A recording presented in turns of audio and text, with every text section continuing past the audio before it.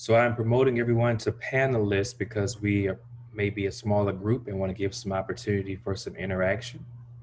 So please, if you will, if you haven't already, keep your audio muted and we will go from there. Give everybody about 60 more seconds if anybody else is going to log in.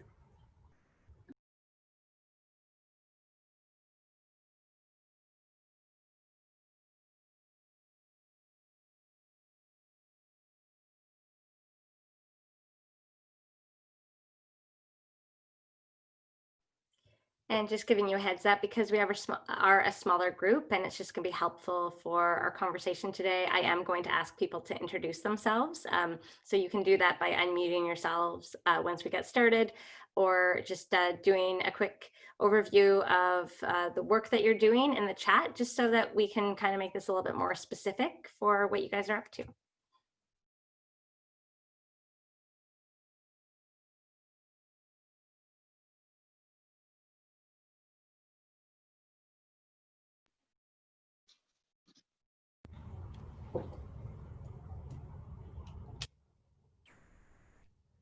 Just a bit of context for you, Carla, that some persons in the room are MBA staff, of course, will introduce themselves, but don't have a social enterprise. But just want to give some context. Everybody in the room is not a social entrepreneur.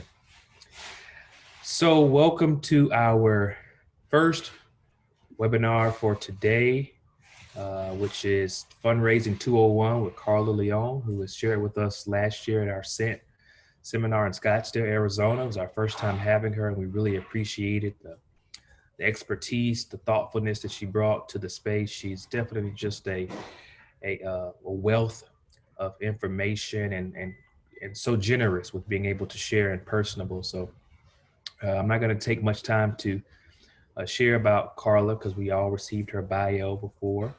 If Carla wants to say more about who she is and what she does in the world, we'll do that, and then we could probably lead into introductions from there. Welcome, Carla. Well, thank you for having me. And I guess I know that you have all been learning a lot about social entrepreneurship and spiritual entrepreneurship. I'll just say that I am a spiritual entrepreneur, and I didn't know it until I heard that word. And actually, the person who's speaking at the same time as me, Rabbi Elon, for Fundraising 101, is the first person who said that to me. So he is a spiritual guru as far as I'm concerned, but I am glad that you were with us in this room. But definitely consider looking at his recording as well, because he has lots of good stuff to say.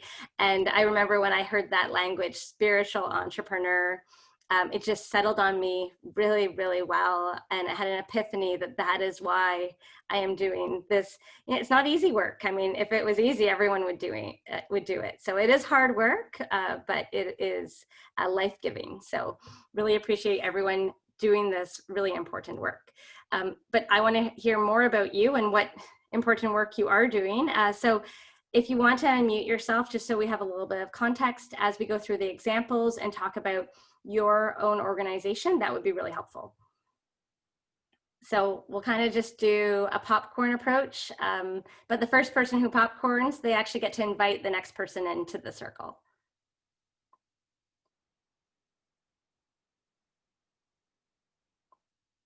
Darnell, did you want to talk about yours first? Well, again, Reverend Darnell Fennell, and the role that I serve in is Director of Social Entrepreneurship. So I get to, in this capacity, accompany a variety of people who are on the social entrepreneurship journey within the Disciples of Christ denomination. And I also have served as a local pastor, helping a community think through ideas of social entrepreneurship, responding to gentrification in a historically Black neighborhood and creating entrepreneurial opportunities. And I will call upon who's next to me, Mark Palmer. Thank you, Darnell. My name is Mark Palmer, and I am a contract staff with the NBA, work with the executive peer groups and do some other things. Just recently retired from Woodhaven in Columbia, Missouri, which provided services to adults with developmental disabilities. And so this is all, social entrepreneurship is all new to me, but I spent a lot of time in the fundraising arena in my professional career. So looking forward to the conversations this afternoon. And I will go down to, let's go with Scott Woolridge. Hi, Mark. Hi, all. I'm Scott Woolridge. I'm on regional staff in the Illinois-Wisconsin region for Disciples. And part of my portfolio is transformation. And we really look at three parts of transformation: individual, personal transformation, congregational transformation, and community transformation, and using the congregations for that kind of transformation. So the Sent seminar and this workshop in particular is helpful. What we want to do is help resource congregational leaders. So this is a very helpful part of that. I'll turn it over to some guy named Mark Anderson. Good afternoon, everybody. I am Mark Anderson. I have the honor of serving as the president and CEO of the National Benevolent Association. And I get to work with incredible people like Darnell and Mark.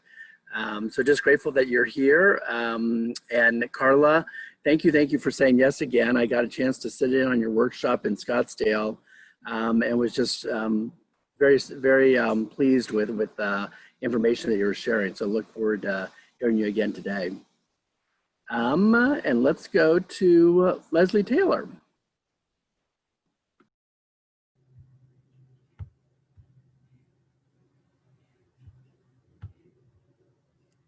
And if you aren't able to unmute or wish to put your bio just in the chat, you're also able to do that.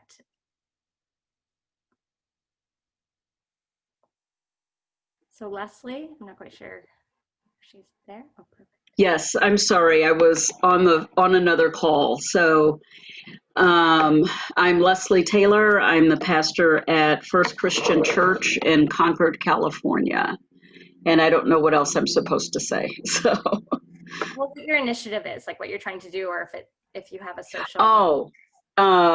No, I'm wanting to see what the church can do to support and broaden our reach and broaden our impact in the community.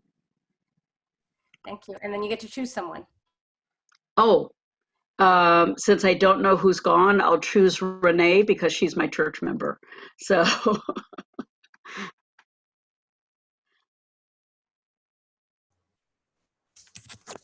Hi, everybody. I'm Renee Earl, and yes, I'm a church member at First Christian Church Concord. I live in San Leandro by Oakland, California. I am on here because I am a third-year seminarian, and I have developed a plan for a recovery and resource center for female-identified women who have survived sex trafficking and may or may not have substance abuse disorder. But I also, at the same time, would love to find a way to do a new church start for people in recovery and kind of step out of the box. So I'm excited, and hopefully I will learn all kinds of good stuff today. Thanks for having me. Great, and you get to choose someone. How about Jeff Zimmerman? Greetings, thank you. I'm Jeff Zimmerman. I'm a minister for New Church Ministries for the Illinois-Wisconsin region, and I'm not quite sure what all the questions are here for me.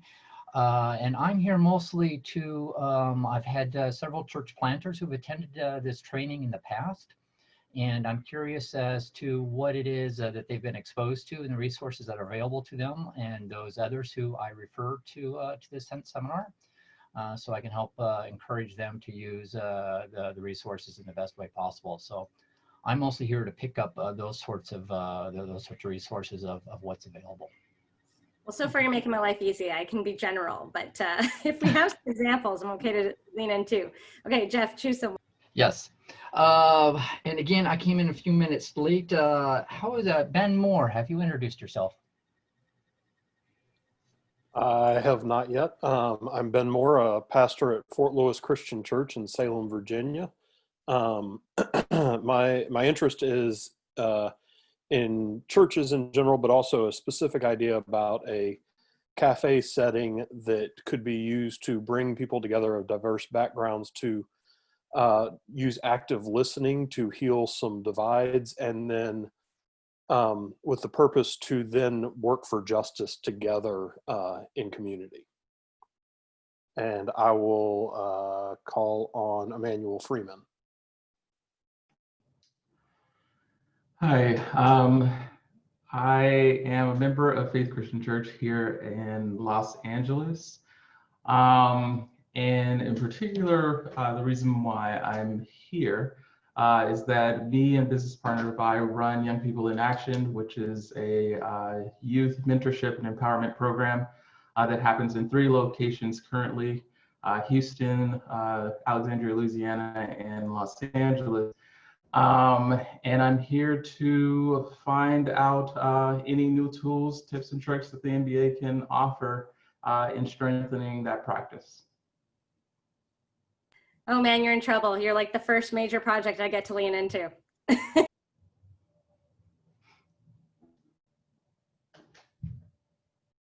I don't know who else is going. I was finishing up a call as well. Did Ron Taylor go?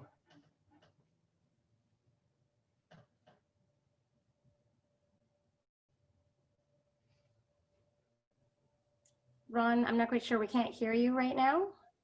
So if you want to type it into the chat, that might work. And I think we just have Terrell, Cecilia, and Richard left.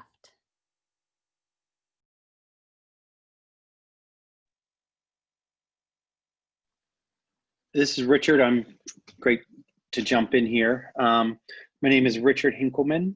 I'm the pastor at Franklin Circle Church in Cleveland, Ohio. I'm a new pastor and just kind of here to listen and get my mind starting to think of new possibilities for something that we might encounter down the road. There's an opportunity that we may have to consider selling some of our property, but I think this may get us at least thinking in a different direction. So I'm just here to eavesdrop and learn. So thank you all. And I pick Cecilia. Great.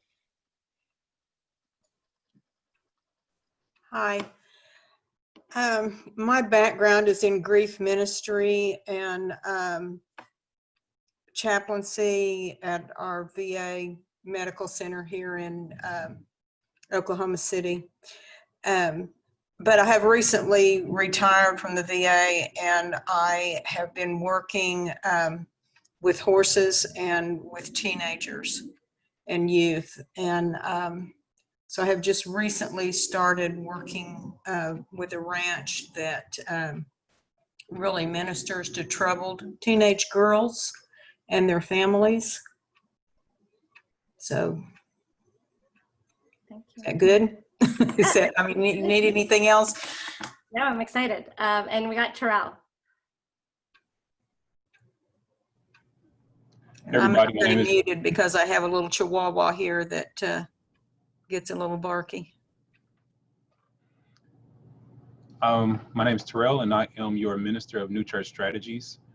And let's see, I'm here because New Church Ministry is a partner of NBA, and I am NBA's biggest fan. So I'm going to always support all things NBA. So, and I love you too, Carla. And there's always more to learn about fundraising. Great. I think there might be a fight. I think I'm NBA's biggest fan. I don't know if you're allowed to claim that. So, so thank you everyone for the introduction. I think sorry, one more person we forgot. Oh, oh great. Thank you. I thought maybe I was invisible for a minute, but so I just unmute. So I'm Amy Vanderford, and I've worked a lot with Terrell and Mark in NBA and New Church because the Laboratory Church is a new church plant in Indianapolis. And we're a non-traditional church in that we meet on Saturdays, and we are a trauma-informed church. And my co-founder is my partner and husband, who is a mental health. He's a marriage and family therapist. And why we're on this call is because we want to expand. He has a mentoring program that he's been doing through his counseling service called Project Least, which is Love Everyone as Self-Training. And he does evidence-based socialization training, and we have gardens going where we teach them about food development and how to not only grow food, but what to do with it once it's grown, and kind of help in the neighborhood. So we want to expand that mentoring program as its own nonprofit. And so we're here learning everything we can. Thanks. Thank you. And yes, my eyesight is not what it was. I turned 40 last year, so thank you. Last year, and now my brain's gone too. So I'm going to start sharing my screen. Basically today we're going through Fundraising 201, and from my perspective, just knowing everyone who's in the room is such an important starting point. I think that's something that Rabbi Elon and I would both agree, is that social enterprise, social entrepreneurship is both harder than normal for-profit business, but the opportunity is that it's way more genuine, it has more integrity, and neither of us would really like the concept of competitive advantage, but both of those things really give social enterprise a value proposition that a normal for-profit business without a social purpose, without a spiritual bottom line, cannot come close to. And it's this whole idea, I think, in terms of ministry at this point, is we talk about the head, the body, the soul, the heart, and we all try to separate them. And this is really the time of reintegration, of being a holistic, true self again, and being able to live into spiritual entrepreneurship is a great way to be able to do that. And so I applaud all of you in thinking in this way and reimagining what church can be. So fundraising, who am I? I am a Canadian, so I like to start that in spaces like this. And the reason that that's actually important is well, yes, I am in the middle of a lake on ice, and there's a lot of faith that goes into that. But the other part here is that in Canada, our decline of spirituality and as far as you could say, like anti-religion or being very, very secular, we're ahead of the States. We have less people who believe than you do. And what does that mean? It means that the government didn't want to fund anything that was a church. They didn't want to talk to us anymore. And we really felt alone. But we know that we're not alone. And we've had to reinvent ourselves a little bit differently. And so some of those practices I'm going to be sharing today of what we're actually discovering and really maintaining our relevance in a progressively secular society. Okay. So what we're going to talk about, we might not get through all of this, but I want to kind of give an overview, and it sounds like a lot of people want to glean just a little bit, and where we can lean in on mentoring programs and like community hubs and the cafe. Those are things that we are going to really talk about, as well as the horse, like mental health, eco-grief, and things like that. I can give lots of examples of what we're seeing across Canada. So jumping into this, basically a lot of times we're growing our social enterprises, and we're thinking about like not just the normal fundraising and sustainability, but we're thinking the next level. We often don't think about scaling or think about growth. And the reason that we don't is that mostly nonprofits, charities, and churches, we're scared of doing something different. And the reason that that feels like fear to us is spiritually, we're helping. But why are you here today is because you're actually worried about, like, you know, today the existing systems aren't working. We know that the landscape has changed and givings might be going down. We have to be more creative on our revenue streams and how we're actually looking at our charities, our churches, our social enterprises. And we know that it's not just churches that our givings are declining, it's all charities.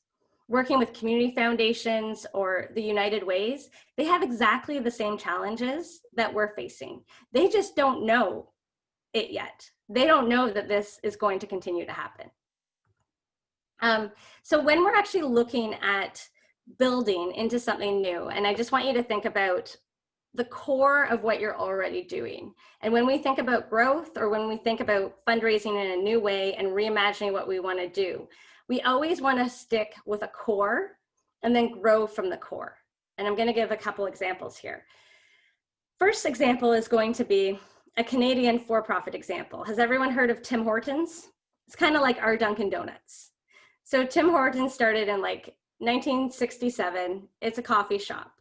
But today they actually sell ice cream. They sell like potato wedges, like full sandwiches, grilled cheeses. At one point they actually had like Marble Slab, which is like an ice cream store within the entire coffee shop. But the key is that when they started, they didn't go right from coffee and donuts all the way to a grilled cheese. It wouldn't have made sense. And even, I don't know if you remember back in the day, McDonald's rolled out pizza. That didn't make any sense. It wasn't part of their core, and it wasn't close where people understood that they would be good at it.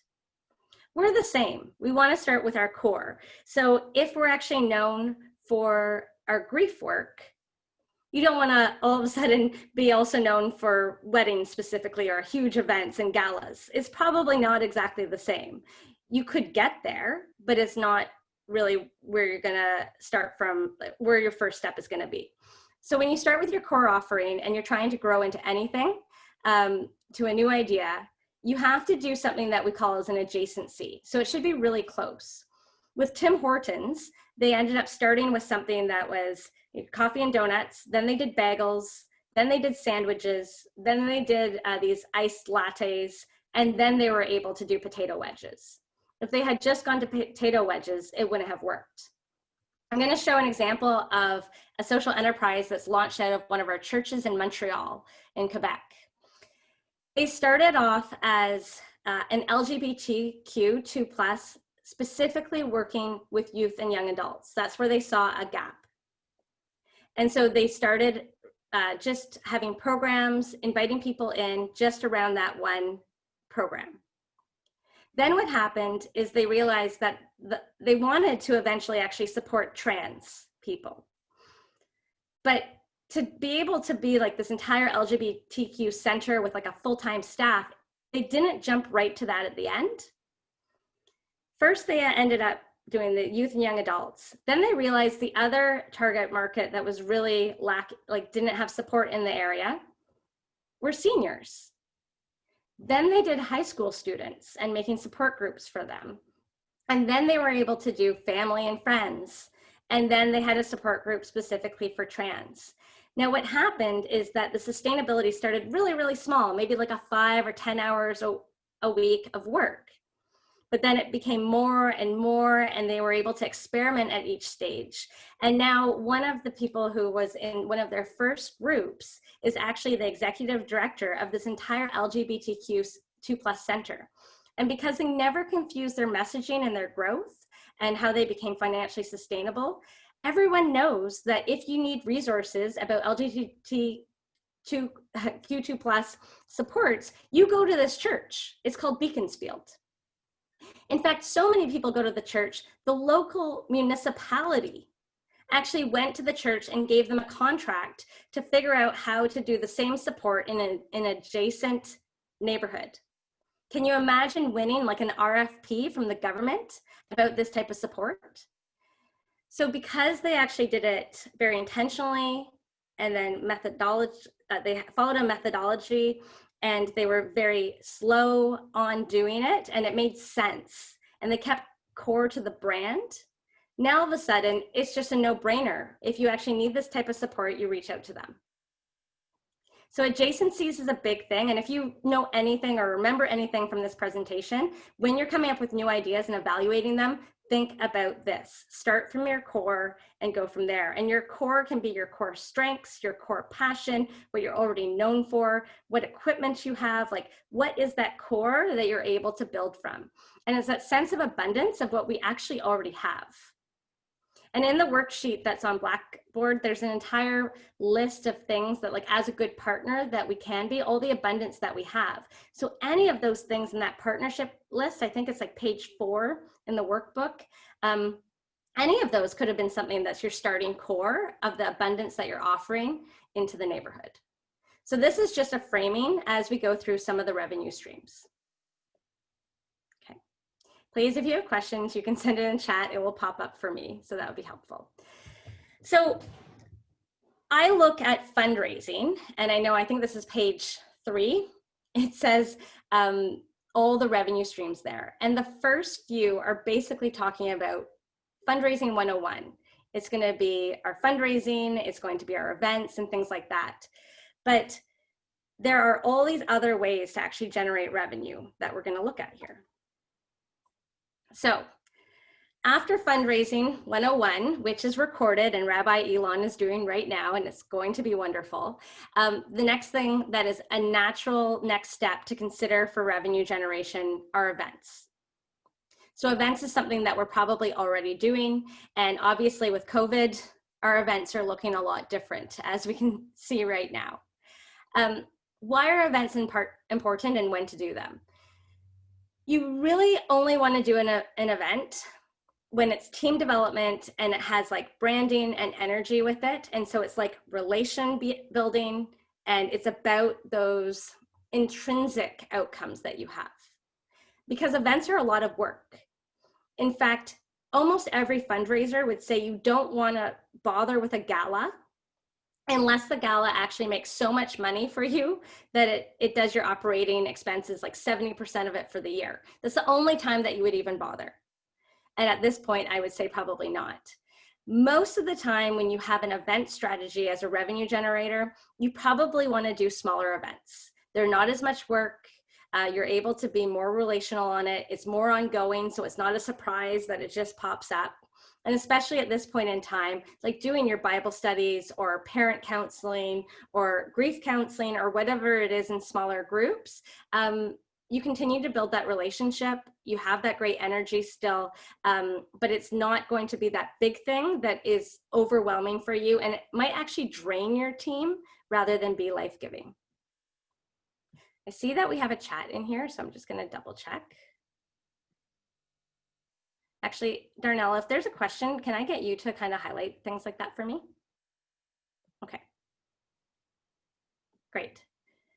So the second revenue generator for us here is membership. I'll be honest that membership is probably one of the hardest things to be able to build. And the reason that it's hard is that you really have to focus on the value that you're providing to someone in order to actually entice them, persuade them, convince them that actually a membership is worthwhile. And so when is it a good time to do this is like if it's ongoing development. So if you have like a long trajectory and you have a stable base, so let's say you have stable fundraising right now, and you're just trying to look on the horizon, which is maybe 10 years out, you've given yourself enough development time to consider memberships. Because memberships don't happen overnight. They take a long time to build on top of each other. So if you don't have a long horizon, even considering memberships as a revenue stream becomes really tough. And like I said, when you actually launch a membership, the key is to focus on the value that you're creating. Don't know why it's not showing up for me. I'm gonna try and actually go into chat. I was going to put in here, it's not showing up for me. One thing that we have looked at for membership is communityinnovationhub.org. It's actually a network, it's peer support of churches that think like hubs. And what we've decided to do is start as a $100 membership, but we basically overdo it. In that time, people get consulting hours, there's peer support, there's all these turnkey kits. And what we've decided to do is eventually turn it into a co-op so that every single member is actually an owner of the entity itself. So co-ops are making a real resurgence in Canada, and like co-op housing, but co-op lots of things of like co-op ownership of local real estate. These are things that are being looked at again so that everything is owned locally. And the key here is ongoing communication and follow-up. It is that long-term relationship that you're building. The next thing is programs. I think that's something that many of us already do. And we always have that ethical dilemma of like, can we charge people? And if someone actually comes and they can't afford it, can I still offer that to them, or what does that look like? So we have to remember that often we are providing value in places that we don't always remember that we provide value. When I first started my consulting firm, I was only 28 years old. I wondered if I was providing value, and I wondered what I was worth or whether or not I could charge. And I remember my first 5 clients, I actually asked them, I was like, what was the value of that? And I think even as charities, social enterprises, nonprofits, sometimes it's just confidence that we don't think that people can actually afford it. So I like to ask, what's the value? And it's okay if I go below that because I am a nonprofit, or at least meet it. I don't need to overcharge on that, but it's something to start thinking about. So when you actually do think about a program and developing it, we often think, oh, we're a nonprofit, we don't have to think like a business. But when you're developing programs, you do have to think that way. You have to think about what is the need that you're actually meeting, and then how is this in comparison to the competition? My example on this is actually going to be a cafe. So I know we have someone with a cafe idea out there. A great example that we have is Out of This World Cafe. It is a social enterprise based out of our mental health. It's called CAMH. It's our mental health hospital in Toronto. They have 3 locations, and people who are actually have been patients within the hospital are eligible to then become employees of this cafe. And the cafe then does additional training. It's very supportive. It's very flexible work hours so that people don't have to have a full-time job. They can just work as they can. They learn a new skill. It's called an employment social enterprise when you're actually doing the training within. And they've actually realized the best way for them to break even is a catering side. So they have the cafe that's front facing, but they have this huge catering business that actually powers the entire thing. And I would say if you are looking at a cafe, having the catering component is probably the most important part of your overall financial plan, especially during COVID. Having some sort of takeout is going to be key. But what they said to me as the executive director there, he's actually a business person who's also a chef. So that's a key component when you're doing a cafe, having someone who has that unique skill set. And he said, people come to our social enterprise cafe the first time because they want to feel good about it. But people come back because we have darn good food. So they're competitive, and every time I've eaten there, it is probably one of the best cafes to eat in the city, which is why it's doing great. They're not just making a difference and doing great things, their food tastes great as well. So I think that's an important thing when you look at social enterprise. And if we do a program, there's always that other side of the cross compensation. Just because someone's paying for it doesn't mean that everyone can afford it. So that's still that ethical dilemma there. And yet when we actually do cross compensation where someone's paying more than someone else, it's just this understanding of how do you still have dignity. That's a key part, is how do you ensure that someone who's not paying as much as someone else has dignity in that relationship and as they actually get that product or service. A great example that we have in Canada is called the Stone Soup Network. They've actually encouraged local business owners to donate haircuts. It could even be like painting, like any sort of business service that they would have sold locally. These business owners will offer as a voucher, and it looks like a gift card, basically free services. And it can be the free meal, a free haircut, the free painting, free grass cutting, free whatever it is, like free daycare actually. So one of the daycares locally has one spot that's completely free. And so social workers and ministers, and it's actually led by Windermere United Church, they have created an online platform called Stone Soup Network, I think it's .ca. And basically the social workers can log in, they can award someone the voucher, they print it off or they get access to it just like they would have access to like a gift certificate. So when someone redeems it, they still have the dignity in terms of the transaction and the relationship. So when you are doing something with like cross compensation, really thinking about that is a really important thing. One extra thing in terms of the Stone Soup Network that's interesting is that it's based on a study that 99.3% of business owners, local small business owners, want to give back locally. They just haven't figured out how. Imagine if it's the local community of faith that gives them this type of opportunity. And so it's been a real slam dunk, I'd say. So the next one is employment social enterprise. And I think that there's some of the mentoring programs is one way to do it that you're already doing. And yet creating your own skills development entity for those who might not actually be creating their own business or doing their own thing, is that a possibility? One great example that I have met is like a hair salon in a church, which I thought was really neat. And they really looked at that as pastoral care. And I mean, every time I get my hair cut, I always tell my hairdresser things that I would like not even tell some of my best friends. You really get in there, right? But that is a skills development. The other thing that we've seen quite a bit is construction. So in Canada, there is a big movement. There's a network of about 12 employment social enterprise development corporations. And what they do is they train people, one's called Building Up. They train people on how to do replacements in toilets to reduce water usage. The social enterprise gets contracts with apartment buildings, and then they go in and retrofit all of the bathrooms at a market rate.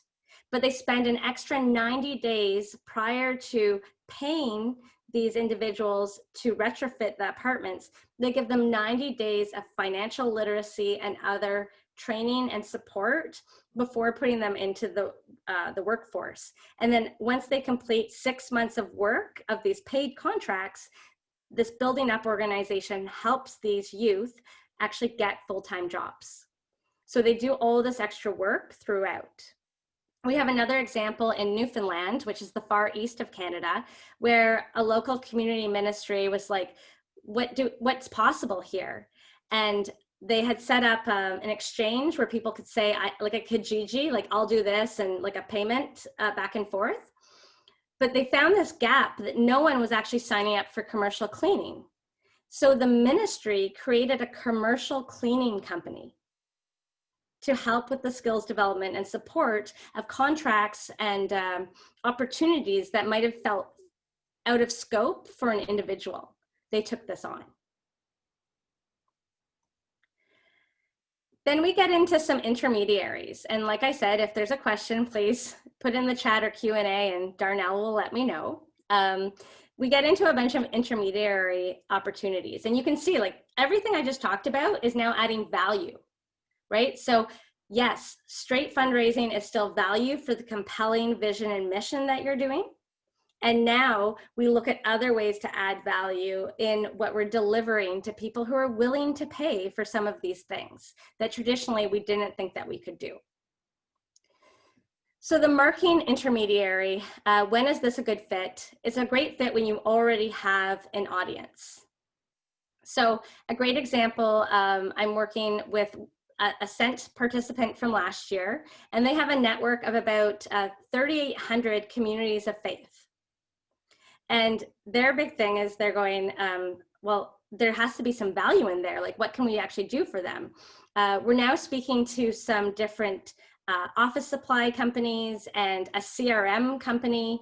And we're saying, hey, if we actually communicate, because we think that you're really good companies, you to the 3,800 people that we know, what kind of discount will you give us?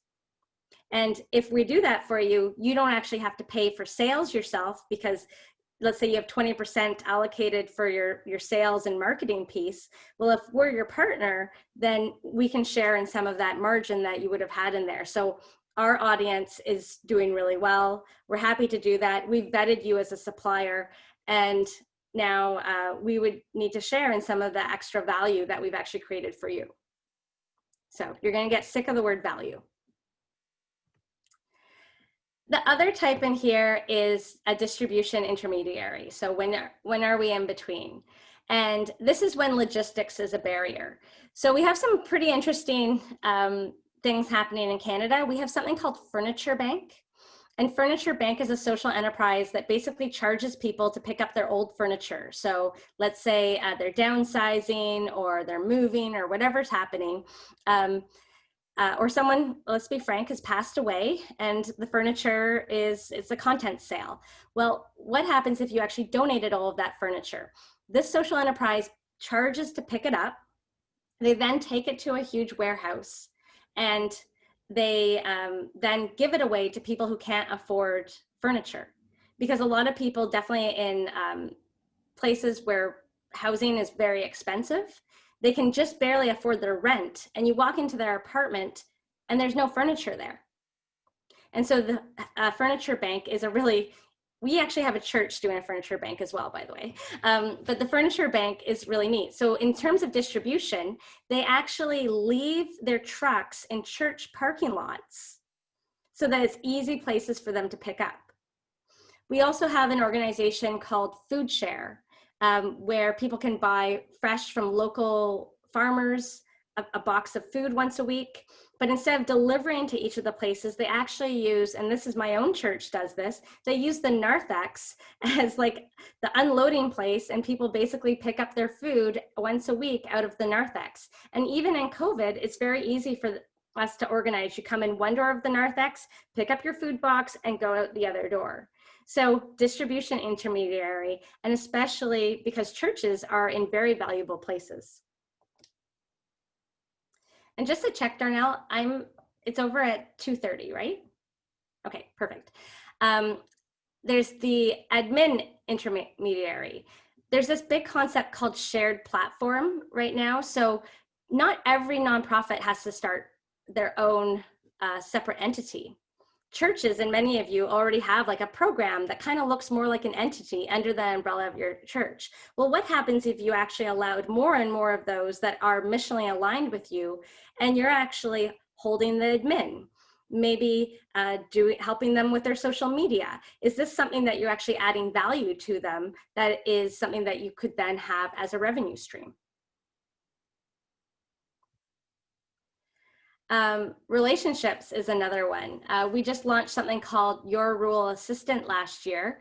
And basically, we reached out to churches that knew people who are underemployed, and we helped them get some training to then offer them part-time contracts, because maybe they were typically stay-at-home mothers who wanted to actually bring in some additional income into their family, but they couldn't work outside of 10 to 3. So offering small contracts was actually exactly what they needed, and gave them the confidence in order to take on some of these roles. So this is another interesting one. And then sponsorships, which is something that we typically don't think that businesses want to sponsor anything. But remember that commercial cleaning business I was telling you about, and that matching program? That matching program was actually sponsored by an oil and gas company, which just blew my mind. But you have to make sure there is strategic alignment in the brand. In this case, they still took the sponsorship, but you do have to make sure that it is aligned with what you're seeing your organization as being part of. So there's a lot more in here. I'm glad that I spent the time on revenue streams rather than growth strategies. I wanted to stop here. There are a lot of growth strategies that I've outlined for you. And basically all of the revenue streams and ideas that I highlighted in there could actually fall under any of these growth strategies. So you can do new revenue streams for any existing stakeholders that you have, any new stakeholders that you're engaging with, any new partnerships that you have are all possible. I'd like to end at this of probably the most exciting thing that I've seen at this point. We have a church in Victoria, BC, and I would say it's actually the East Coast and the West Coast are the most creative, because that commercial cleaning business was on the East Coast, and on the West Coast, we have two really exciting things that we're supportive of right now. The first one is a franchise called Just Like Family. And it's basically a home care franchise. It's based out of Vancouver, BC. I believe they're selling franchises in the States right now. But our church bought one of the first ones in Victoria. Typically, just like family, they thought that it would take, a year to start making money. Our church, who did this because of their social capital, their relationships, and the fact that their pastoral care had that was very genuine, and they already had experts in doing this type of work, they actually broke even on month 5. They already made $60,000 of revenue in month 5. So if you think about that, in pastoral care, they actually flipped it around. They discerned that social enterprise is a thing. They discerned that they're really good at pastoral care, but they needed to take a look at it differently. They found the social franchise, they purchased it, and now their projection is that their pastoral care is actually going to raise $300,000 a year. It's just like it's a game changer in how they're thinking about how they do their work in the community. And the excess of that allowed them to modernize their thrift store. So like all these things, and now they're like, what's the next thing that we want? So they had a right of first refusal to buy the second franchise for the north side of Vancouver Island. Somebody wanted to buy it just when COVID hit. And guess what? The church bought a second franchise already. And so we've been supporting them through a repayable grant. They can justify their revenue streams. They've already proven that they can generate revenue. So instead of giving them even a loan, or because they actually went to 3 financial institutions who all said no to them, we gave them a repayable grant so that they can buy the second one. And yeah, they keep on wanting to buy them across the country, which is quite phenomenal. The other example that we're seeing that is really exciting is Hero Work, I think it's .com. This one's a radical renovation social enterprise. It's also based in Victoria, BC. And what they figured out is that they get donations and they handle the sponsorships from building supply companies. They have project managers on staff, and then they recruit tradespeople and volunteers in the community, and they actually renovate nonprofit infrastructure at half the cost. So let's say you want to do $1 million renovation. They're able to do it for half the cost because they pull out all the margin in the building products. They get some of the trades to actually volunteer, some of the more basic jobs, just like Habitat for Humanity, they actually get that handled. And they've basically renovated all of the infrastructure in Victoria that's making a difference, has gotten a facelift in the last 5 years. The United Church of Canada right now is helping them scale across the country, with our 2nd and 3rd location being launched in 2021. So hopefully I've given you a lot of examples. I don't expect you to do every revenue stream that I just explained to you, but I would love you to say, like, out of those, are there 2 that I could think about differently?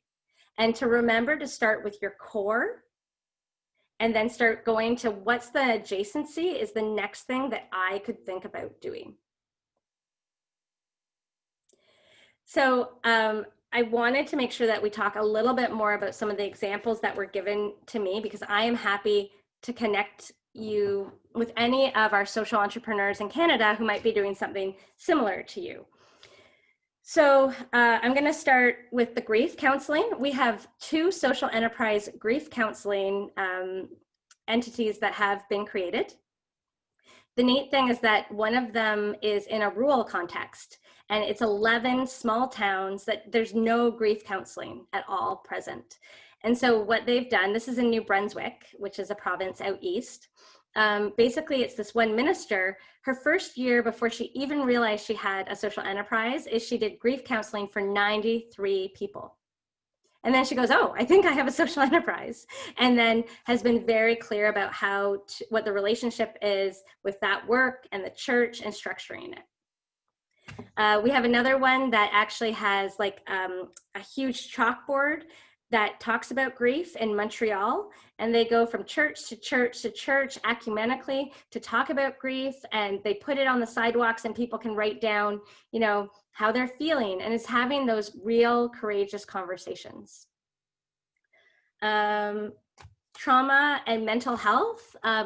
In Stouffville, Ontario, which is about an hour from where I live in Toronto, they actually got known for mental health programming. And it's similar to that LGBTQ2+ center in Montreal. They started with one mental health program to the next to the next. They became so popular and known for it that 28 businesses in downtown Main Street, Stouffville, post all of their mental wellness initiatives in their front window, promoting it on behalf of a church. Can you imagine if you had 28 businesses posting your Sunday flyer? That's basically what it is. I talked a little bit about the cafe and catering being really important to make sure that it's sustainable. And I think for the mentoring and community hub, that is one piece. And what is the social enterprise that you experiment with in case those youth and young adults aren't coming up with their own ideas, because not everyone's an entrepreneur. So how do you provide that balance for them and still make sure it's a revenue generator? I recommend anything development. It seems to be where there is margin. Even now, at least in Canada, we're seeing a lot of government subsidies and promotion of redevelopments, especially if there's affordable housing or some sort of social benefit that you can put into it. So I think I covered a lot of the pieces in there. For the redevelopment that is happening, we just launched our own for-profit development corporation under the United Church of Canada. I just put the URL in the chat, but something to think about. And I think I'm going to be talking to disciples about how we can work together on that too. So a couple things. I see what did I miss here, Darnell? Have you been monitoring this? We have a question from Emmanuel and Pastor Amy. Emmanuel's question came in first. Do you see it? I can read it if not. Okay, yeah, there we go. So how does the new fee for service revenues affect the exempt status of churches and social enterprises that are considered charities, if at all? What should we be on the lookout when it comes to taxation? Because I'm Canadian, I know the Canadian rules, not the US as much. I'm not quite sure if NBA has some advice on that. I can tell you Canada. Basically for Canada, if it's less than 10%, it doesn't matter. And to be frank, most of our churches with the room rentals are upwards of 34% of their overall revenue is already technically a social enterprise and outside of what's considered acceptable. We're currently doing advocacy work with the CRA, and I know there are a couple disciples churches in Canada. So we are doing that work actively and getting CRA rulings on owning social enterprises. The one in Victoria, they created a for-profit development corporation fully owned by the church, but technically the church as an investor can't make decisions. So they did have to hire a manager, and it's considered an investment for them rather than direct control. I would also point you, Emmanuel, I'll post in the chat to our resource bank, which has some blogs as well as recorded presentations in the past in regards to legal structure. So I'm not an attorney, but I know the safest route is, number one, to explore creating some separate entity from the congregation. And how you structure that particular presentation would help you explore a variety of ways you could structure that entity.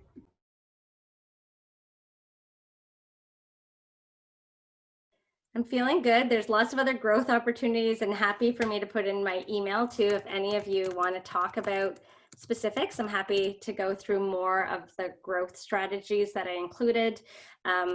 Also, if any of you are interested in the Small Business Solver modules, it's basically talks about everything business for small business, and the coupon code is Go Make a Difference, and I think that's in the sheet and the workbook as well. And then it's free.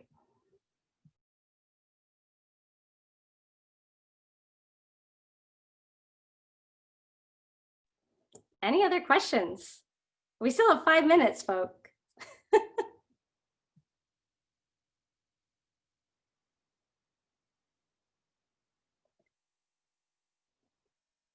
I can say that from my perspective of when I see communities of faith thriving and being vibrant versus declining and feeling a lack of hope, the biggest and only change is the mindset.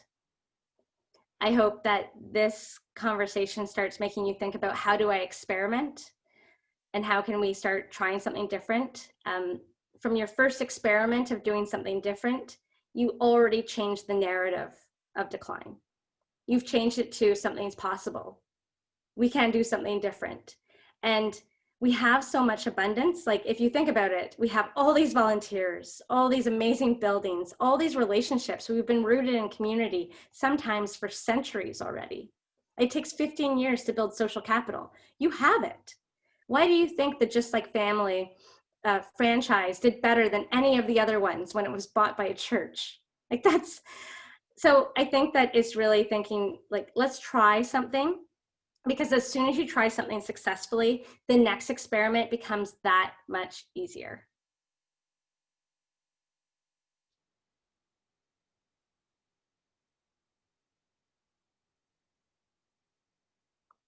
I'm hoping that this silence means that you all are figuring out exactly what your first experiment is going to be, and that you're super, super ramped up about one of the revenue streams. So I'm going to ask a question to you, and I see one coming in from Emmanuel.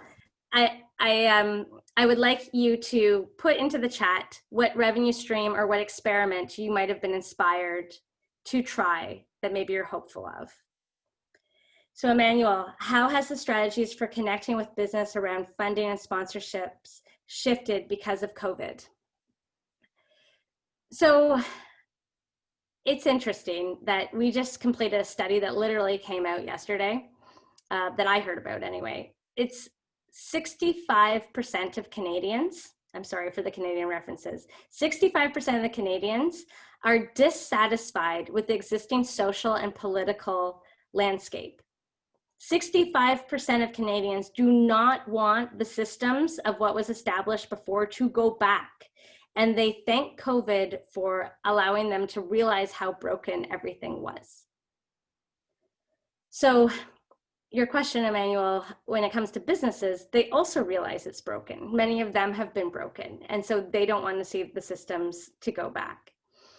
What's been super inspiring is we sent out a shout out to every church in Canada yesterday to say, who wants to start a new conversation? Who wants to break down the systems? And who wants to figure out what the future of your neighborhood is? And the most lucrative, affluent church in the country emailed me back. Thank God.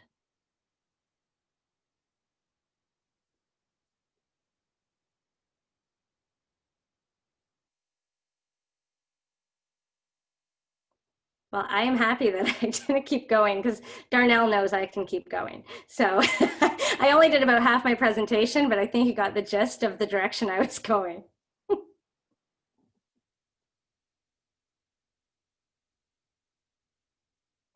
Every church needs to think about what to leave in the pre-COVID time. What do we want to carry into the post-COVID time reality? Thank you, Leslie. Mark, did I see you?